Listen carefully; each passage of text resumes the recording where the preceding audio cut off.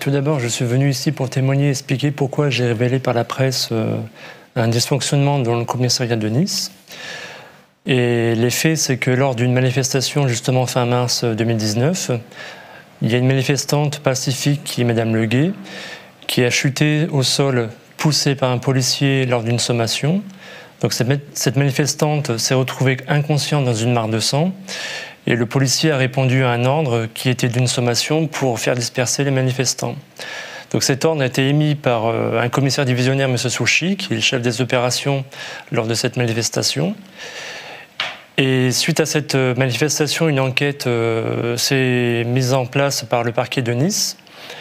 Et cette enquête a été confiée par l'ex-procureur de Nice à une chef de service qui était la mienne, donc qui est aussi commissaire divisionnaire, mais qui est aussi la compagne du commissaire divisionnaire, M. Souchy, qui est chef des opérations de cette manifestation.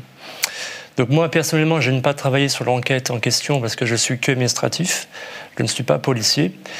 Donc j'ai eu des informations par la presse locale et des collègues policiers avec lesquels on a discuté de cette affaire dans les services. Et quand j'ai appris comment se déroulait l'enquête, du moins pour la direction de cette enquête, j'étais un peu atterré de voir qu'un couple de commissaires puisse enquêter l'un sur l'autre dans ce type d'enquête. Il y a une remise en question d'indépendance et d'objectivité par rapport à l'égalité de traitement pour tous au sein d'une enquête judiciaire et puis par rapport à la justice dans notre pays. C'est-à-dire que quand vous comprenez les faits, vous vous dites « il faut que je donne l'alerte », mais vous ne vous dites pas que vous allez alerter donc, votre chef direct qui est Hélène Pedoya, la compagne du commissaire Rabassouchi qui lui était sur le théâtre des opérations. Vous vous dites « non, je ne peux pas prévenir Hélène Pedoya », alors que vous auriez dû, selon l'article 40. Oui, tout à fait, mais j'étais tellement atterré de cette décision de donner cette enquête à ma chef de service, qui est la compagne, donc, comme je l'ai dit, du commissaire divisionnaire, M. Souchy. Je me suis dit que cette pratique n'était pas normale, n'était pas indépendante et pas juste envers notre République et par rapport aux citoyens. Donc je me suis dit que je vais révéler ce point important de conflit d'intérêts par la presse.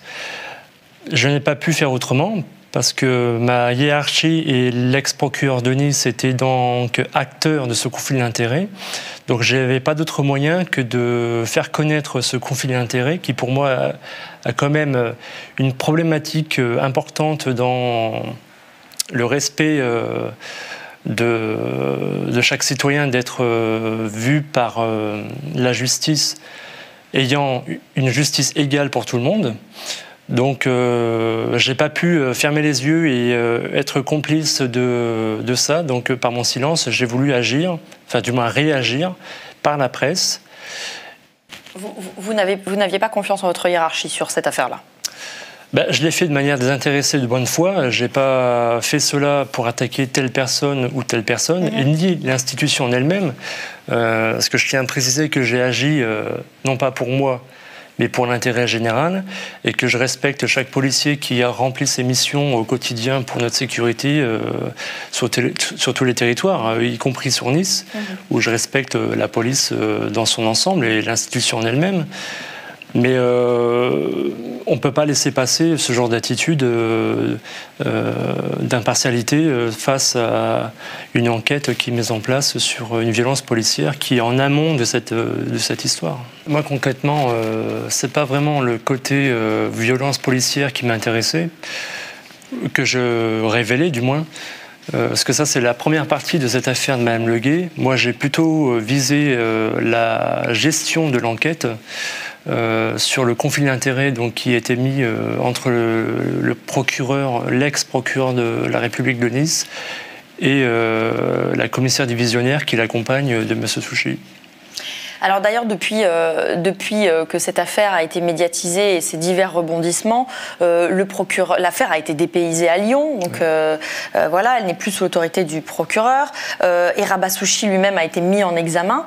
Est-ce que vous pensez que ce que vous avez fait y est pour quelque chose et a permis de faire avancer cette enquête ?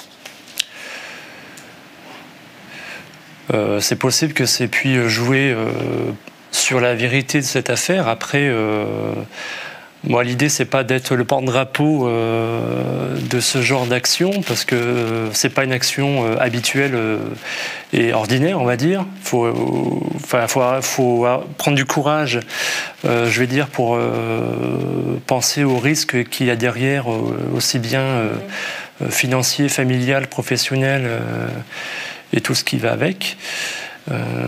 Après, c'est vrai qu'il faut peut-être dire qu'il ne faut pas avoir peur de dénoncer les choses qui ne sont pas très nettes et qui ne sont pas déontologiques, on va dire, par rapport au fonctionnement de la police nationale, même si c'est une institution où il y a des choses qu'il faut améliorer, ça en fait partie. C'est important de le dire. Oui, je pense que c'est important de le dire. Et si on veut redonner une confiance entre la police et les citoyens, je pense qu'il faut oser dire ce qui ne va pas pour que ça soit amélioré par la suite et donner envie à d'autres personnes de rejoindre la police. Si apparemment il y a un problème de recrutement, de qualité de recrutement, il faut déjà qu'on améliore ce qui existe aujourd'hui pour aller de l'avant et préparer l'avenir. Ça vous coûte très cher d'avoir fait ce que vous avez fait.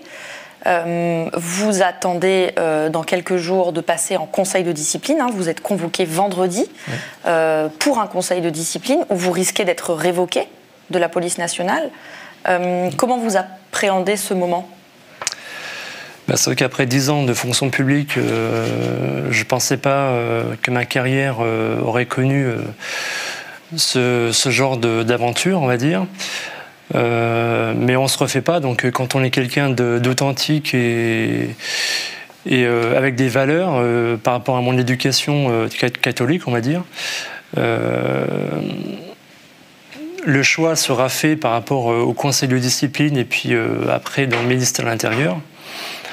Après, j'espère que sera retenu des éléments importants qui seront apportés par rapport à mon action.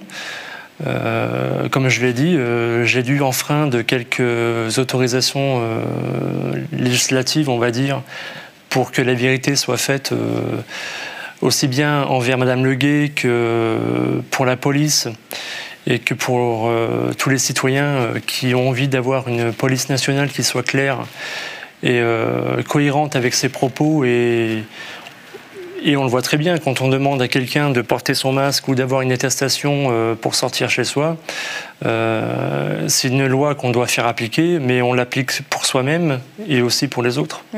Vous trouvez que la police n'est pas irréprochable aujourd'hui ? Je pense que personne n'est au-dessus des lois, qu'on soit policier, ministre ou député ou simple fonctionnaire. La loi est la même pour tout le monde, donc il faut qu'on soit impartial et exemplaire. Après, chacun doit se regarder dans son miroir. Donc moi, j'ai fait ce que j'ai voulu faire, c'est-à-dire être un citoyen fonctionnaire réacteur par rapport à cette action qui était faite sur le conflit d'intérêts. Peut-être que tout le monde ne l'aurait pas fait, mais je pense qu'à un moment donné, il faut arrêter de vivre dans le mensonge et de se fermer les yeux, se mettre des œillères. Et il faut qu'on retrouve une cohésion dans notre fonction publique et dans notre pays dans son ensemble. Si on n'est pas acteur de tout ça, je pense qu'il y a plein de choses qui se font et ça ne donne pas une bonne image pour la police nationale.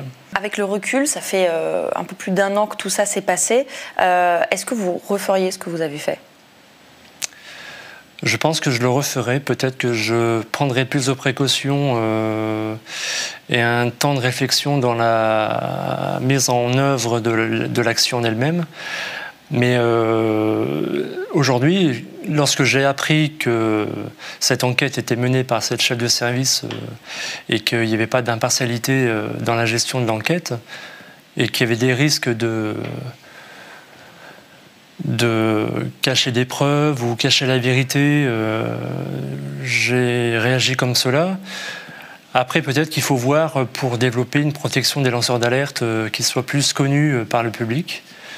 Et peut-être, pourquoi pas, mettre en place une autorité indépendante spécialisée dans ce type de lancement d'alerte pour que ça soit démocratisé.